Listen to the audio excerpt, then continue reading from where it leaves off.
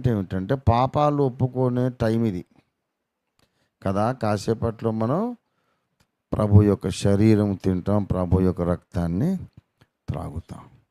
ఇప్పుడు ఏం పాపం ఒప్పుకుందని చెప్పండి. ప్రతి వారం పాపాలు ఒప్పుకోమంటారు. అంటే వారం వారం గడిచే లోపల మళ్ళీ నెక్స్ట్ సండే లోపల కనీసం కొన్ని పాపాలు చేసి రమ్మనే. ఏం ఒప్పుకుంటాం చెప్పండి. పోయిన సండే వచ్చాం, పాపాలు ఒప్పుకున్నాం, కడగబడ్డాం, మళ్ళీ వచ్చాం. ఈ లోపల కొన్ని వ్యభిచారాలు చేసి ఉన్నామా ఏమండి? 4-5 మర్డర్లు చేస్తున్నామా?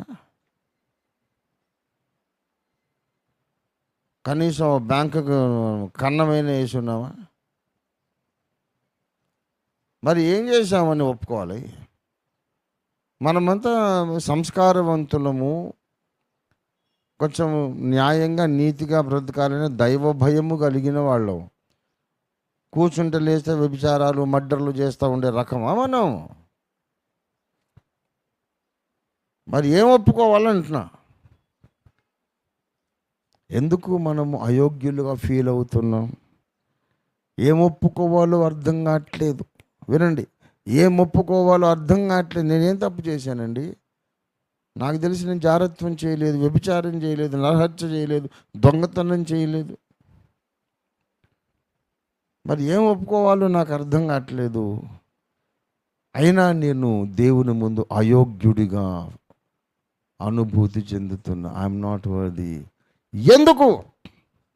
ఎందుకో చెబుతున్నా. ఎందుకంటే నువ్వేం పెద్ద పాపకార్యాలు చేయలేదు, కానీ దేవుని మహిమ గుణాతిశయములను ప్రచురం చేయలేకపోయావు.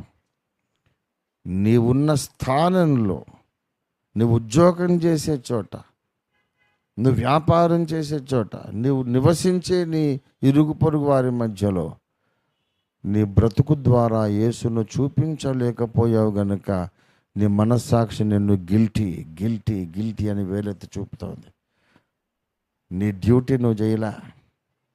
నిన్ను చూసిన వాళ్ళు నీ మాట తీరు, నీ నడక, నీ ప్రవర్తన, నీ నీతి, నీ న్యాయము, నీ యథార్థత, పరిశుద్ధత, నీ సాత్వికము, తగ్గింపు, నీ త్యాగబుద్ధి, నేను ముఖ్యం కాదు ఇతరుల ప్రయోజనమే ముఖ్యం అనుకునే ఆ యేసు మనస్తత్వం నీ చుట్టూనోళ్ళు నీలో చూడలేకపోతే నీ మనస్సాక్షి అంటుంది నువ్వు ఫెయిల్ అయిపోయావు,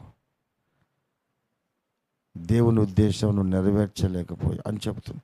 అందుకు మనము దేవుని ముందుకు వచ్చినప్పుడు గిల్టీగా ఫీల్ అవుతాం.